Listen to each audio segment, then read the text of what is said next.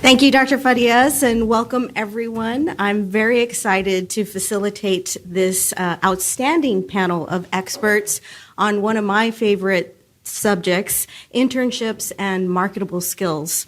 Our keynote speaker this morning, Ms. Norma Yaragayer, really set the stage very nicely for the discussion this morning. I want to quote the definition of an internship program by the National Association of Colleges and Employers.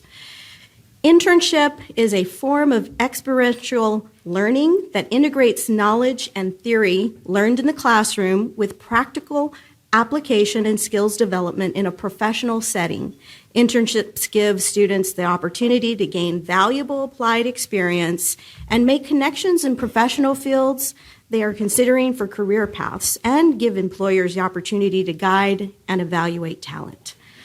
We all know that one of the primary reasons why students enroll in higher education is to get a good job. So what better way to prepare college students for a job than to give them actual work experience while they're in school? Internships are directly connected to the Marketable Skills goal of 60 by 30 TEX, which states by 2030, all graduates from Texas public institutions of higher education will have completed programs with identified marketable skills. So again, marketable skills are interpersonal, cognitive, and applied skill areas that are valued by employers and are primary or complementary to a major. This goal was specifically designed to help students market themselves to employers and to provide students with a clearer picture of how their academic programs and extracurricular activities prepare them for the workforce. What resonated with me this morning in Norma's comments was students don't know what they know. So we need to help them be able to identify those skills and market themselves when they enter the workforce. Additionally, internships, or more specifically paid internships, support the student debt goal of 60 by 30 TEX. This goal states that by 2030, undergraduate student loan debt will not exceed 60% of first-year wages for graduates of Texas public institutions. Now, 60% is the current statewide ratio of loan debt to first-year wages for students who graduate with debt. So this is simply a maintenance goal. When students are offered paid internships, this income can offset their cost of attendance and allow them to borrow less, or at the very least, provide them with a financial cushion so that if they have emergencies that come up, they have that revenue to help address those emergencies so that their academic progress is not impeded. So earlier this year, the coordinating board partnered with the U.S. Hispanic Chamber of Commerce Foundation to develop a toolkit for employers to establish new or strengthen existing internship programs that are aligned with the goals of 60 by 30 TEX. And you should have a copy of this at your tables. We also have it available on our website, the 60by30tex.com website. And I'm one to always give credit where credit is due, and I want to give the credit for this toolkit to Dr. Ginger Gossman, who worked very hard in spearheading this effort in working with representatives from the career services at our institutions of higher education, as well as staff from the Mickey Leland Environmental Internship Program, which you are going to learn more about today, as well as our staff at and our partners over at the Texas Workforce Commission, who have experience in developing the Texas Internship Challenge Program, which is what you are going to hear more about today. So again, copies are at your table. Some of the key components of the toolkit include an overview of 60 by 30 TEX, as well as a step-by-step process for establishing those internship programs, embedding marketable skills into those programs, and the importance of offering paid internships and partnering with higher ed institutions. So now it's my pleasure to introduce our excellent panelists who will be providing remarks on their perspective and experience with internship programs. And I first want to start with Commissioner Aaron Demerson. Commissioner Demerson is the commissioner representing employees for the Texas Workforce Commission. He was recently appointed to this position in August of this year by Governor Greg Abbott. Prior to his appointment, he served as director of the Office of Employer Initiatives at the Texas Workforce Commission. He also served as senior advisor to Governor Rick Perry and as executive director of the Economic Development and Tourism Division in the governor's office. So please help me welcome Commissioner Demerson.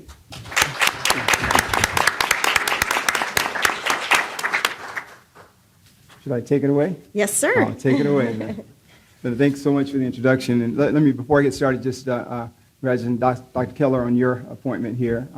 Congratulations on that. And we're excited to see you here and looking forward to working with you. There have been a number of initiatives with the Texas Higher Education Coordinating Board and the Texas Workforce Commission and TEA, Commissioner Mike Morath in the group. And so we look forward to formulating those relationships with you as we go forward.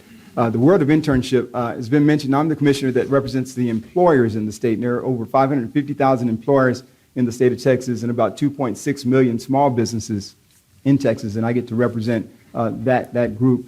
And so we're listening to employers on a daily basis. As a matter of fact, 8:30 this morning, I had General Dynamics in the office, their TI side or IT side in the office. And the importance of internships is can't go unfounded. We've actually established two initiatives under the Workforce Commission. One is the Texas Internship Initiative.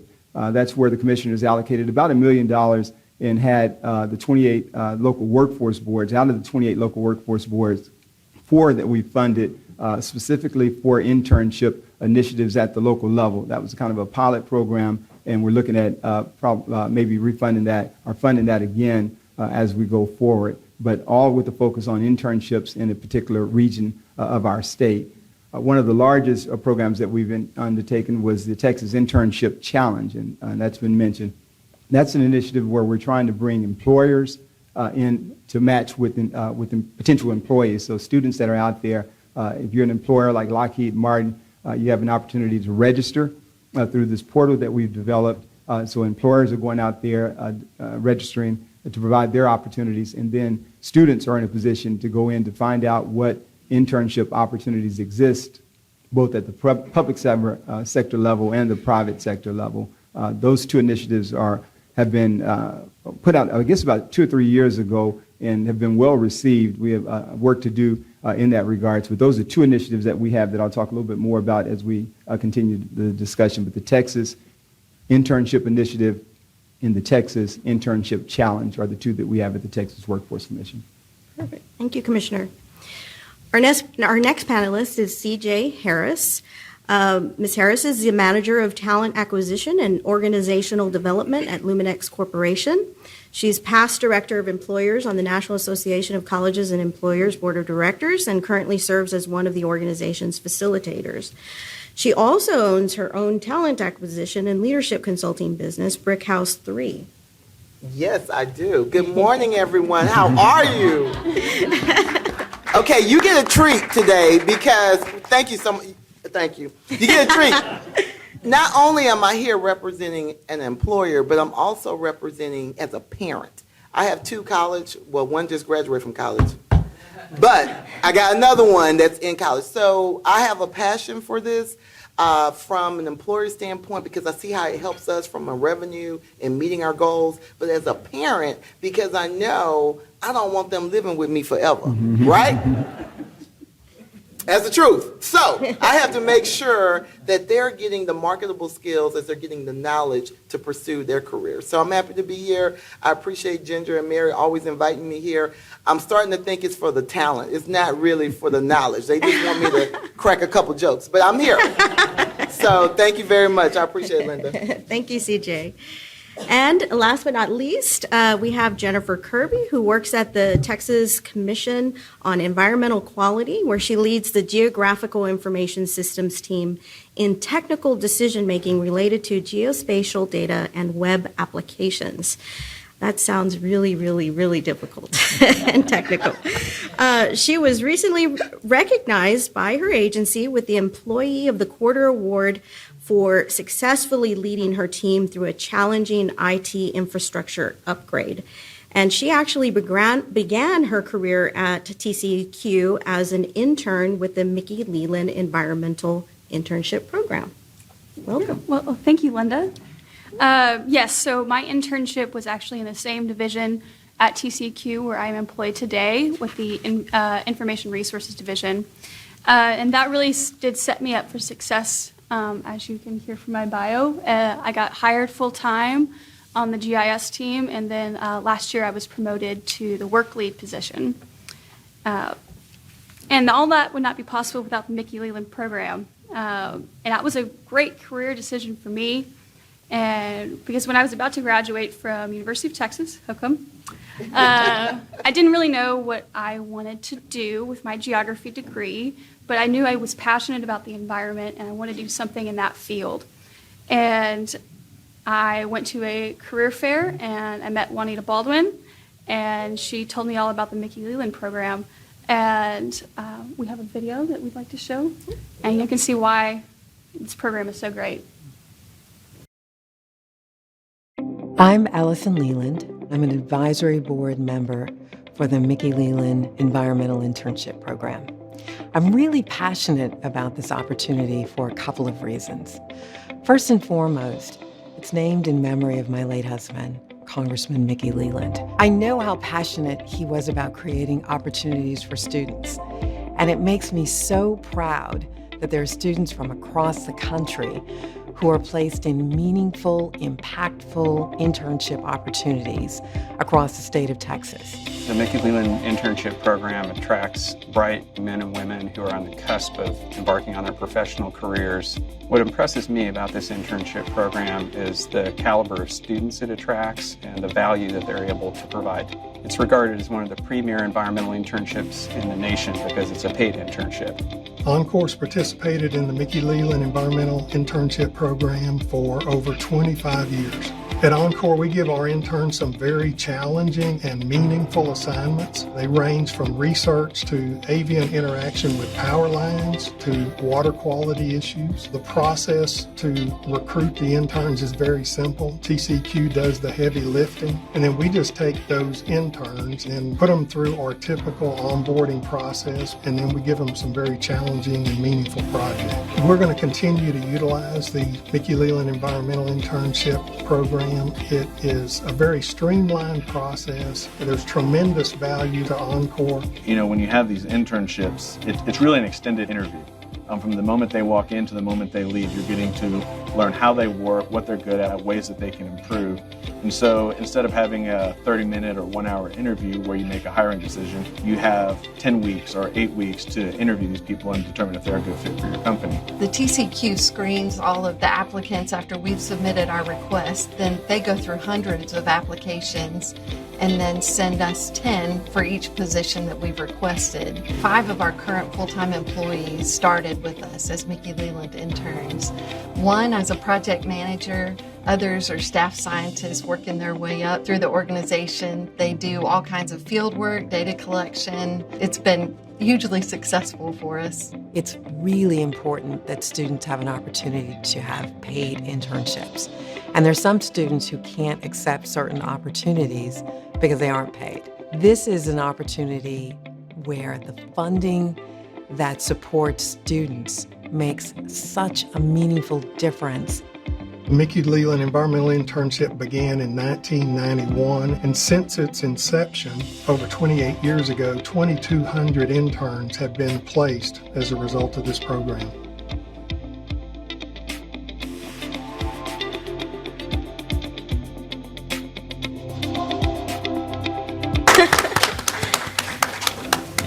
Jennifer, do you want to just kind of hit some of the highlights Yeah, sure. of the video? So, yeah, absolutely. So I know it's hard to hear, but one of the great features of this program is it's not just for TCEQ, it's for both public and private sector sponsors. We are always looking for sponsors. So if you're interested, please take a flyer. There should be one on your table. And Juanita Baldwin will be here after if you want to talk to her about becoming a sponsor.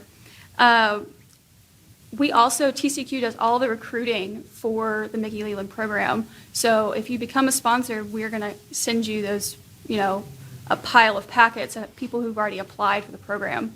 And we do this because we believe in the power of private and public sector relationships, and that's something that our agency leadership is very passionate about.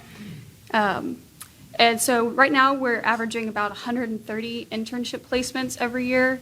And we would like to reach 175 in 2020. We would do that if we get more sponsors. So please, if you're interested, let us know. Great. Thank you so much. I want to go ahead and ask some questions of the panel before I open it up to Q&A to the audience. So please be thinking about some questions that you'd like to ask. I want to start with Commissioner Demerson. Commissioner, you mentioned some of the statewide initiatives that Texas Workforce Commission, and I know with the Texas Internship Challenge initiative, that's part of the tri-agency initiative of the Coordinating Board and Texas Education Agency and the Texas Workforce Commission. But can you tell us a little bit more about those programs? So the Texas Internship Challenge, that's one where we were going out talking to employers, and time after time you'd hear employers talking about the need for this skilled talent. And we said, well, let's address that because you run across an employer that needs an intern or needs that talent, and are either having individuals coming on board that didn't have the skill sets that they were interested in. And so Chairman at that time, Andre Alcantar, had our team and the other commissioners come up with a portal for this concept. And so we were able to develop, again, an opportunity for employers to register, to provide their internship opportunities. And the idea was to make sure that we had students on the other side, our potential students, having access to employers that were out there that were engaged in opportunities as well. So we wanted to really match that so that if I have a student coming talking to me saying, I can't find internship opportunities, then I have employers saying, I can't find students. We want to make sure that we're taking that away and matching that to make a difference in those lives. And it's been pretty successful over the years. We have some work to do in that regard in terms of contacting those employers and keeping that on an ongoing basis. The Mickey Leland program that's been mentioned here, that's on the public sector side. It started that way. Now here it's on the private sector side as well. But that's a world-class internship initiative at the public sector. And I'm looking forward in this role to really identifying at the state level what public sector opportunities are out there for the state agencies or so, and then finding students that are going into those positions, and then at some point bringing attention to that, because in state agencies, state government, I have two boys as well in college, both of them are in college, and so a lot of money going out the door, but one's at SMU and the other's at the University of Arkansas, and you see the internship opportunities that are there, but we need to really match, and we're hearing employers talking about the needs that are there. There are just as much students talking about the desire to intern as well. And so us tapping into the universities, the community colleges, the systems that are out there, making sure that they are aware of the opportunities, and in my role, making sure that employers are providing that opportunity is the direction that I'll be taking for that. Excellent. Thank you. Ms. Harris. CJ. Yes, ma'am. As a former board member of the National Association of Colleges and Employers, tell us a little bit about NACE's research findings that indicate are the most important benefits of internship programs for both the employer and the student, and specifically at Luminex. Okay.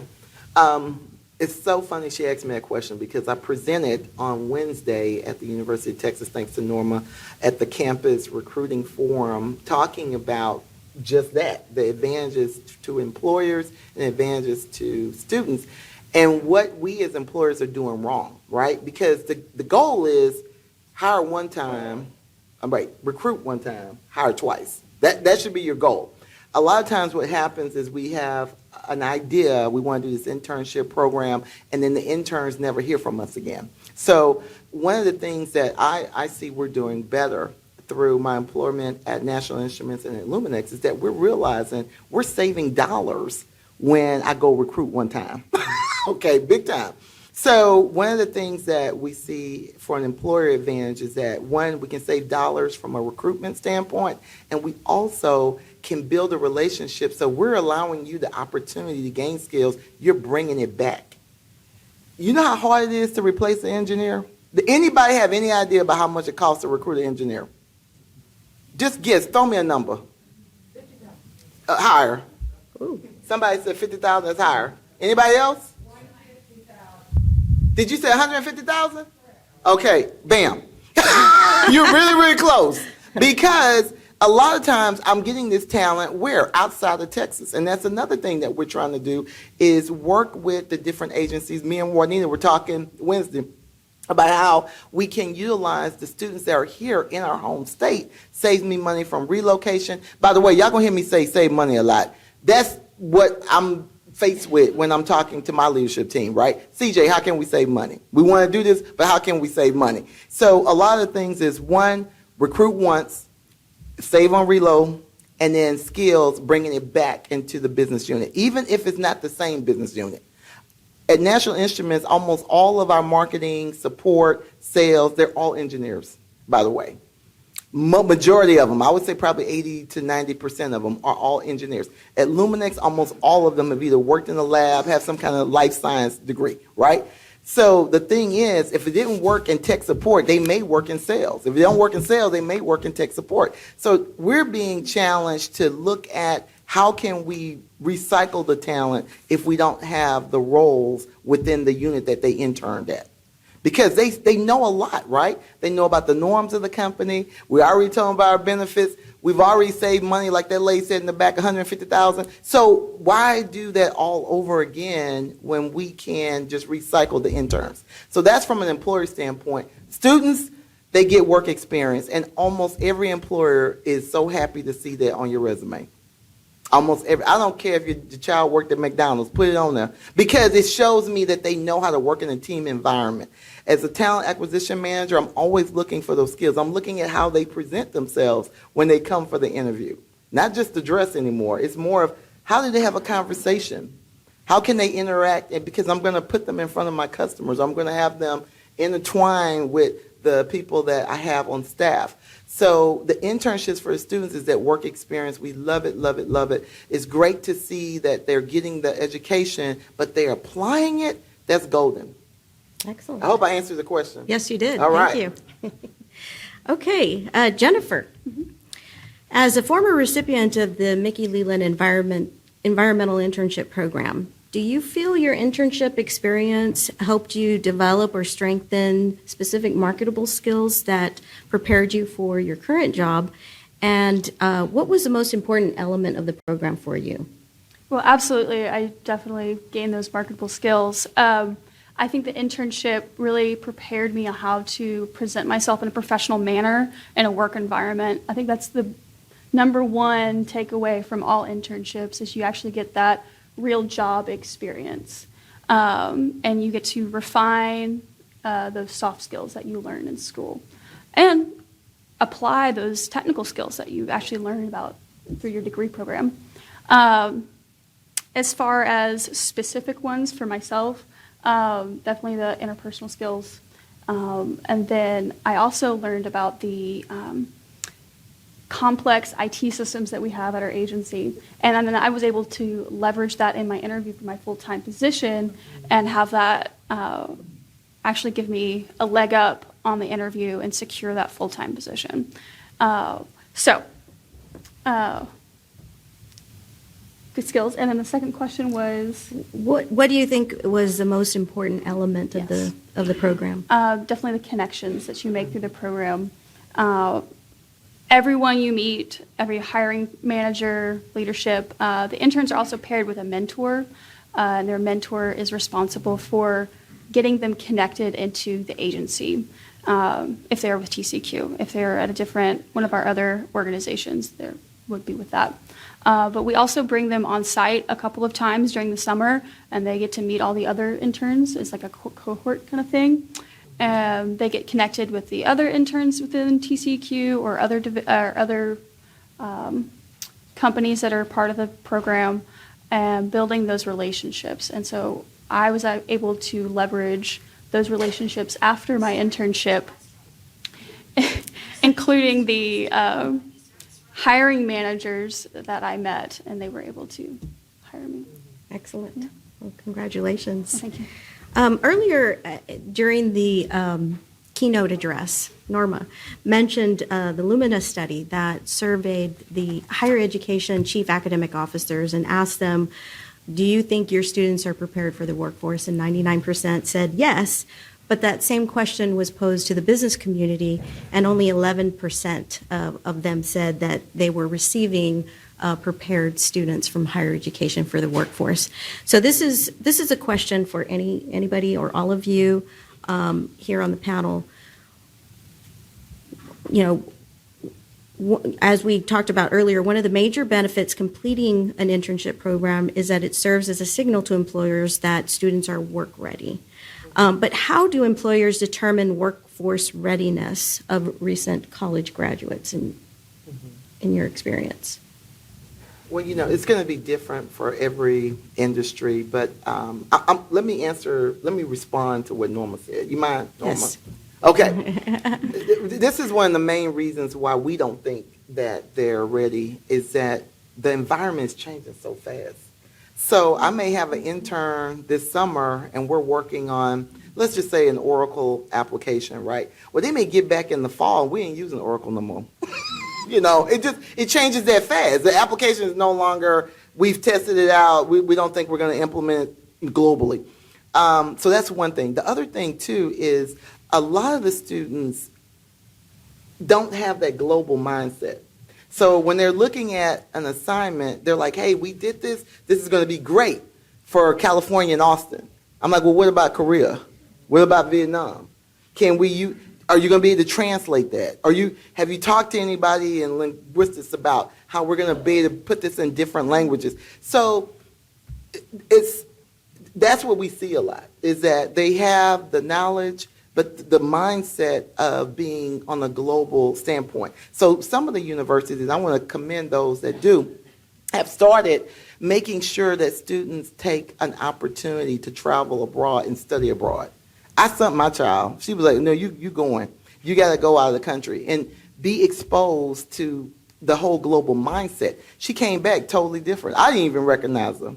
Now, did it cost a little bit? Yeah, it did. But even employers are starting to think, how can we help with an internship to allow students to go to our different sites at our different countries? I know we talked about it at National Instruments. IBM has been thinking about it. So we're really trying our best on our end to help with the mindset of a global workforce.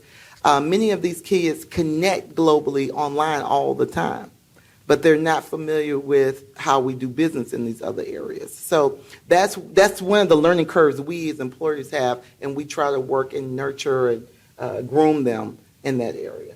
Great, thank you. Sure. So something that we're doing that speaks to that analogy of the students maybe not being workforce ready is externships. And so we're providing opportunities for teachers to go out and talking with employers so that we're not connecting the dots, making sure that if an employer is saying the students are coming with the lack of this particular skill set, then the teacher understands that, and so they can start teaching towards that. And so more collaboration between employers in the independent school districts, the community colleges, the universities, that's what moves us down the line from just continuing to miss that and continuing to hear that employers are not getting the talent that they need. And so the externships, we're seeing that play a major role, and we probably are going to look at doing even more of that as, once again, we listen to what employers are asking for and then being flexible and nimble enough to address those needs. And that's what we're seeing here in the state of Texas. And we're excited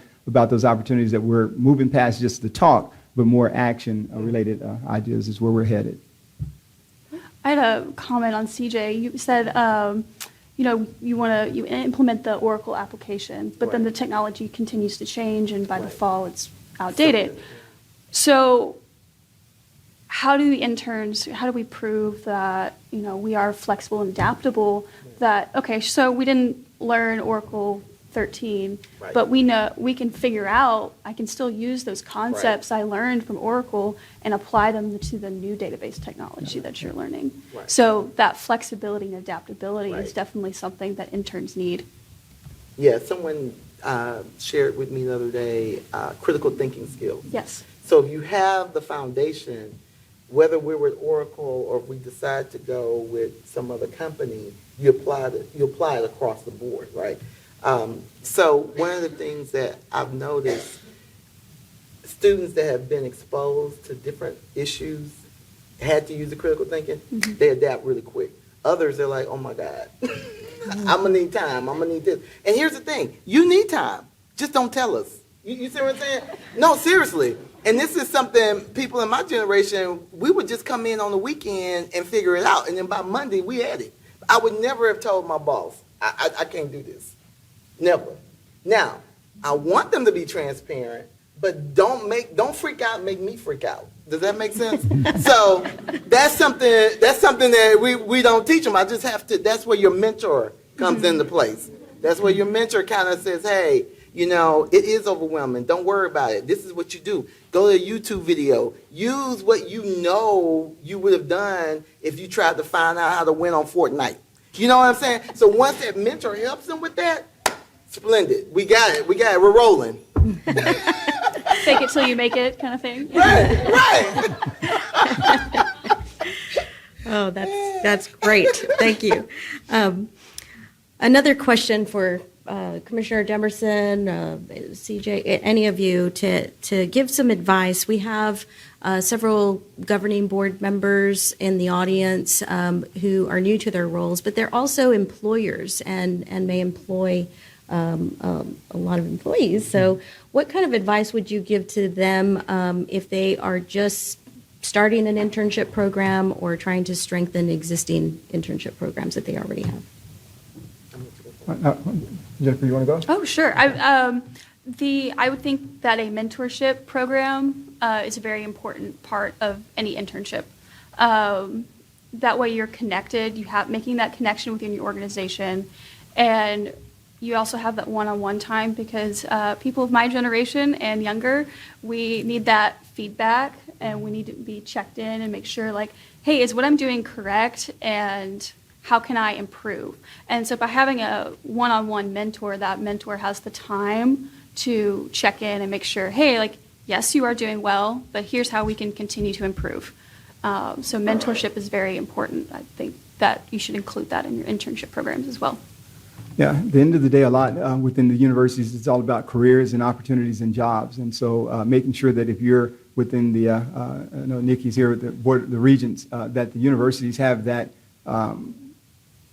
relationship with employers that are out there. I was mentioning one of my sons, and so he had an internship this past summer. He graduates in May 2020. When he finished that internship up in Dallas this summer, he had a job offer for May 2020. And that you have low unemployment rates that are out here. Folks are recognizing talent, and they're already making those commitments. And so had those type of options that exist. But that was at one time. You recruit once, everything went well for him, and they were already offering with a serious letter, and he doesn't graduate till May 2020. And that's probably happening somewhat that's out there. And that's kind of how that happens. But that university is tied in with those employers. Providing internship opportunities for those students, and they're working very seriously in regards to what's out there to make sure that their students have the opportunities for those opportunities. And so collaboration, you can't overstate the need to do that. And I think that's been the secret sauce to the success that we've had here in Texas.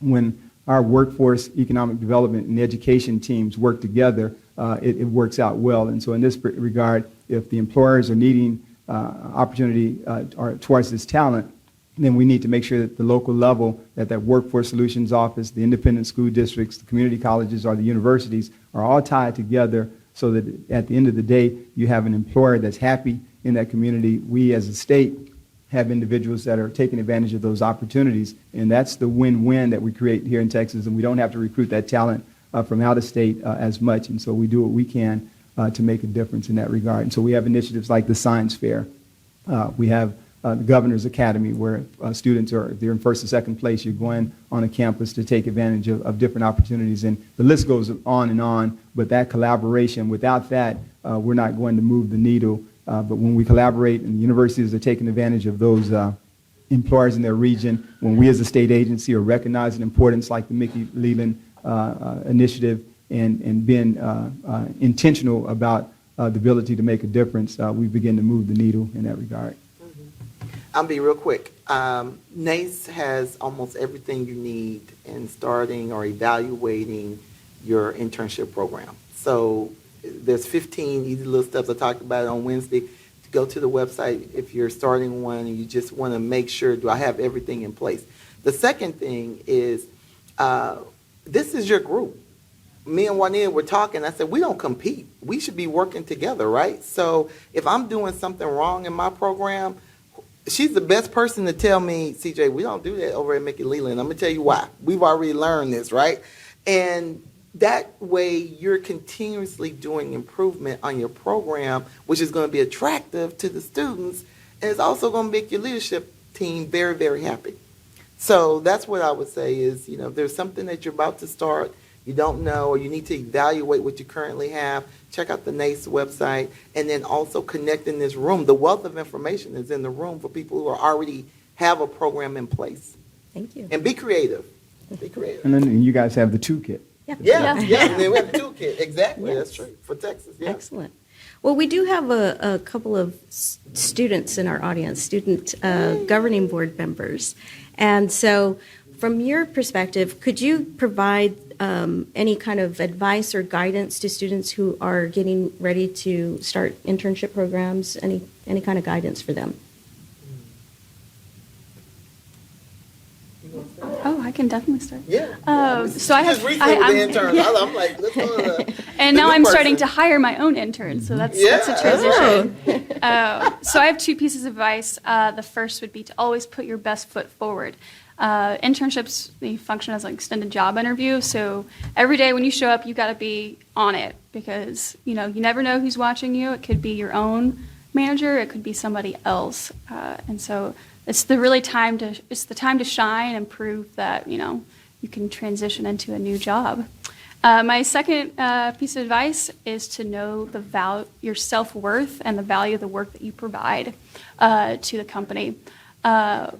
Seeking a paid internship, it means that you have that self-worth because you deserve compensation for your work. So I want to stress the importance of paid internships. So those are my two pieces of advice for students. Thank you. So at this point, I just want to open it up to the audience and give you an opportunity to ask the panel any questions you'd like. And we have one right over here.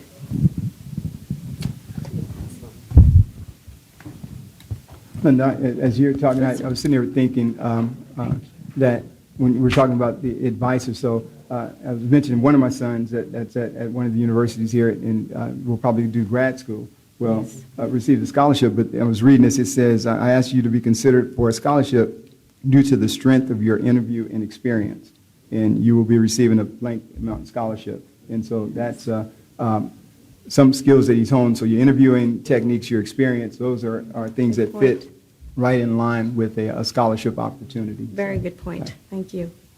My question is, has anyone compiled a list of paid internships, either the Workforce Commission or THECB? Because when I was a faculty member, that was really hard because I was looking for paid internships for my students, and it was a difficult task. So the career services team at your university didn't have a list? Because that's usually who we work with. Not paid internships, no. Shame on them. Okay. I know, shame. I mean, I'm surprised because, they become our best friends. That's who we go to. We go to them to offer our services, to volunteer, and we post all of our internships through Handshake, Indeed, sometimes, rarely LinkedIn, but usually we go to Handshake or on campus.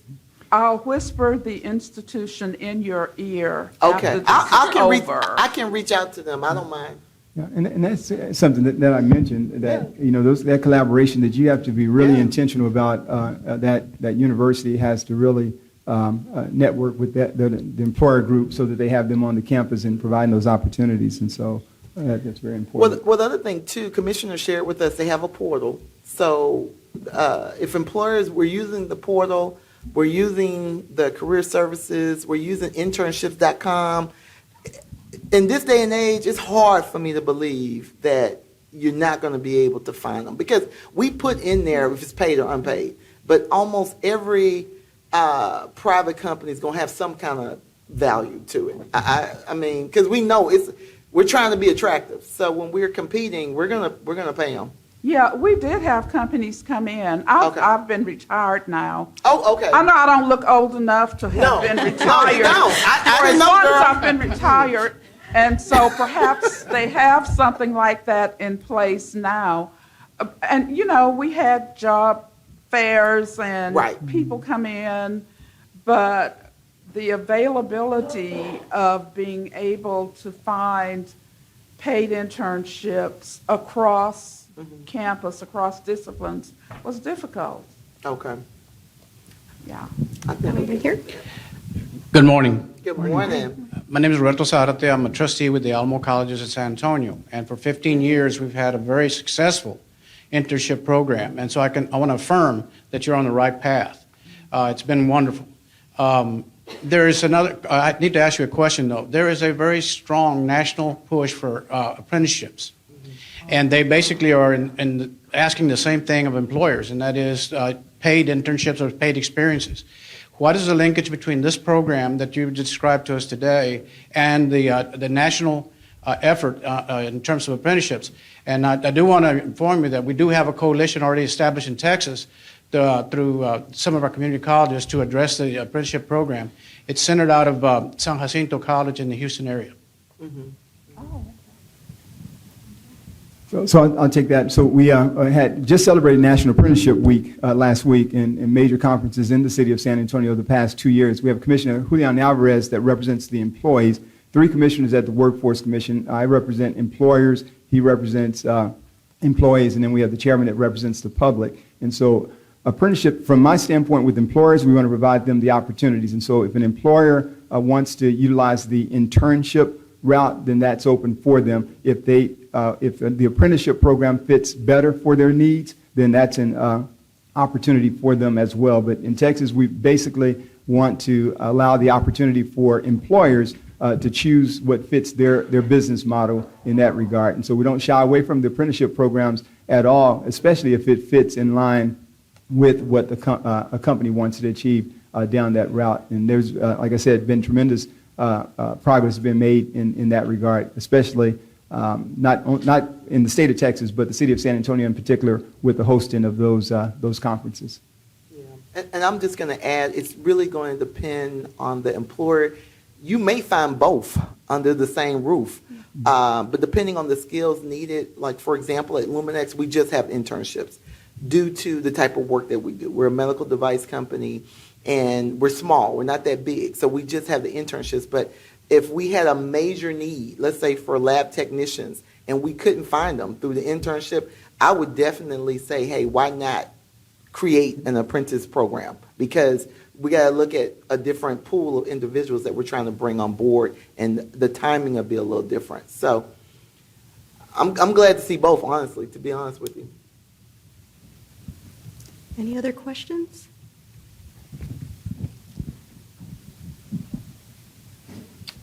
Hello, my name is Alex Harrell, and I'm the student regent for the University of North Texas system. So I've actually have done I'm currently in an internship. That's part of I'm a graduate student in higher education student affairs, so that is part of my program, is to do internships with different colleges in different offices. So I've done 3 internships in total. I've done 2 that were paid, so I did the Disney College program, and then I did an internship at Yale University over the summer with their conferences and events. And so one of the things, and currently I'm doing an unpaid internship, but I'm also working as a graduate assistant. And I definitely understand the value of paid internships and why they're important, especially for students who still need the finance of that. In my experience with paid internships, it really got bogged down in those other duties assigned because they're paying you. They can definitely say like, oh yeah, you're going to go and you're going to move all these linens from, Yale does residential colleges, to give some context, from Benjamin Franklin College all the way over across, and Yale's very spread out if you've never been there, across the street to this whole nother Jonathan Edwards College. And so they felt that, because they were paying you, that they could get you more to do more of those manual labor type of things, because they were like, well, we're paying you to do this anyways, and this is kind of what you're here for. In comparison to my unpaid internship, they're like, we're not paying you, so we're going to really make sure that you're getting value in terms of so I'm doing stuff with the Alumni Association, so like talking with actually getting on the phone and talking to the Alumni Association or alumni members, getting them to come to events. So I guess how do we best get students to, yes, go after those paid internships, but they're not bogged down by those other duties assigned to where they're just not like grunt work isn't bad, right, but that they're not just doing that. They're actually getting marketable skills. Right. I'm going to give you a CJism. This is not, I'm not representing nobody when I say CJism. Right. That's the employer. Yeah. Because it has nothing to do with paid or unpaid. Mm-hmm. That's just the way the employer sees the internship. I can't afford to do that in my business, because here's the deal. Remember I said I want to recruit once, hire twice? Mm-hmm. If I give them a bunch of grunt work, they're going to go talk to Apple, they're going to go talk to Microsoft, they're going to go talk to Google. They have so many other options, right? And the unemployment rate is so low. So you going through that experience is nothing taken away from you. Right. I take it away from the employer, because I put some money on it. You're probably not going to go apply at the place that made you do all the grunt work. Mm-hmm. Am I right? Right.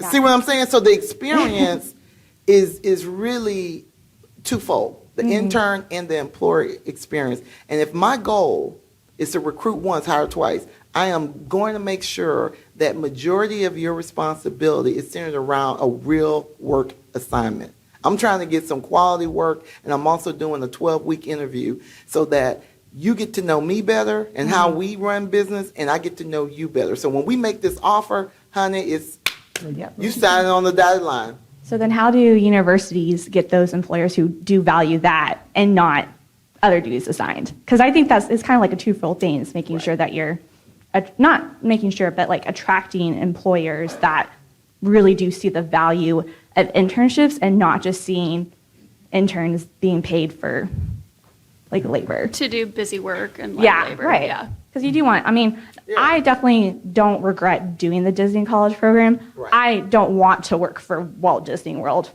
at all. Right. Some people do. Yeah. I do not. Yeah. But, it definitely, my experience definitely has influenced the way that I view that company overall. And honestly, there's a lot of different opinions and things going on at the Walt Disney World that we don't need to discuss right now. Right. No, my takeaway, and I'm going to let the other panelists say something, but the takeaway I want you to have when you leave this room, it had nothing to do with paid or unpaid. It really had to do with the employer and how, and it may not even be Disney. It might have just been that manager, unfortunately, right? So that's the takeaway I want to share with you. And I'll let someone else comment. And I always make it a point when our interns come in, to directors, managers, or so, we're providing the best opportunity for those those potential interns, and it's for opportunities for jobs either within our agency or organization and or elsewhere. I think CJ talked about a mentor at one point, and that's important for students to have that mentor so that when you're experiencing something like that, you can bounce that off of that person, and then they probably would have recommended another growth opportunity where you actually have an opportunity to go in there and talk with that manager and say, I'm here as a paid intern, and I understand that, and I'm enjoying being here, but the work that you're providing, I'm not really into, or something. You'd have a conversation at that point, and that's a growth opportunity because when you get into the real world, some of that happens, but you would have been better tuned to deal with it at that point. But that mentor would probably provide some real good information and opportunities for you to come out of that. But it goes back to, sometimes you have bad managers, bad leaders, bad all of that, and that exists, and that's just a part of reality, and how we deal with it is how we get through it. Very true. And I guess like the second question, so obviously there's a couple of us student regents here in the room So this is a very unique experience that we get to have representing our school systems. And some of us are in various levels of our degree plan. So, I'm graduating in May. So how would you, or what advice would you give to us to use this experience when we're going into interviews and talking about our role and time as student regent for whatever system that we currently represent? Okay, so I'm going to talk about it from a recruiting standpoint. So look at the role that you're applying for and be able to map your skills to this role. And have your resume. That's another thing. I got to put this plug in. Don't just have one resume for the 50 jobs you're going to apply for. Cater your resume to that job. Because the goal is you want me to call you and say, can we talk? That's the goal. Okay, I'm not saying get the job yet, but just can we talk? Because if we talk, that means I'm thinking about you and I'm probably going to sell you to the hiring manager. So one of the things I would do, because y'all have very valuable skills, and you may be like, well, I'm just a student, I just did this because blah, blah, blah. Don't look at it like that. You're doing a role. You're in a leadership role. Look at the description that you had to apply for in order to be considered for the role and map it to the job. And in that way, you can show your value. A lot of times people just want to show what they did. No, show me what you accomplished. Show that you came to this conference. Put that on your resume. Help me see what you can do for us, basically. I just say there's some sharp individuals, and Kirby Sharp took care of business. Yes, she did. You guys and what Dr. you're Kirby. doing, and then the networking that's important Yes. that exists around. Take advantage of those opportunities and follow up, and you'll be well on your way. But the skill sets you guys have are just amazing, and with the unemployment rates are at 3.2, 3.4%. Employers are wanting that best talent that's out there in big, big ways. I will say I did take a look at the career readiness handbook that y'all put out, and it was very useful. I was like thumbing through and actually will ask you questions and like, okay, well, did you do this, and this, and then the outcome will be those marketable skills that you can then put on your resume and take to the interview with you. So I would definitely recommend taking a look at that. That's great advice, yeah.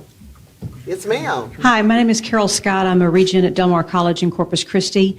I'm in my real world. I make a living in public affairs and public relations work. And so my question really is for the coordinating board to ask about the partnerships and the opportunities we have to raise this discussion at a broader level across the state with the Texas Association of Business, Texas Association of Manufacturers, different professional associations across the state, and potentially even with chambers of commerce at the local level. So to begin to do some public affairs kind of work, connecting the conversation around career readiness and marketable skills and internships, so that businesses who don't attend these kinds of conferences can begin to see the opportunities and the discussion that's taking place in higher education across the state. So I'm wondering how we take some really good elements here and shift the conversation out into the business community, so that there's a broader conversation about the opportunities and the kinds of internships that would really be helpful for our students in two-year colleges and four-year colleges across the state. That's a great idea. And I should say our commissioner is sitting right here, Commissioner Keller. He gave an outstanding State of Higher Education address yesterday where he encouraged more collaboration and partnerships with all of our stakeholders, because he recognized that we are not going to be able to achieve our 60 by 30 tech goals and beyond those goals without working together. So I just want to applaud the commissioner for really emphasizing stronger partnerships, business community, higher education, public education, the workforce, all those stakeholders. It's key that we come together and work more collaboratively. So thank you for that comment. And we have an opportunity at the Workforce Commission as we're getting ready with tri-agency initiatives or so. The associations that you mentioned, TAM, Texas Association of Manufacturing, Texas Association of Businesses, we have those relationships. When we developed Work in Texas, or the Work Internship Challenge, they were all at the table, and higher ed, of course, was there in big, big ways. And so I saw Dr. Gardner over here. He's on our JET advisory board. The relationships are there, and we're in a position to really do some great things. And I look forward to working with Commissioner Keller to continue and make some things happen. We're uniquely positioned to do even more here in Texas. Any more questions? Here we go. Got one. Over here.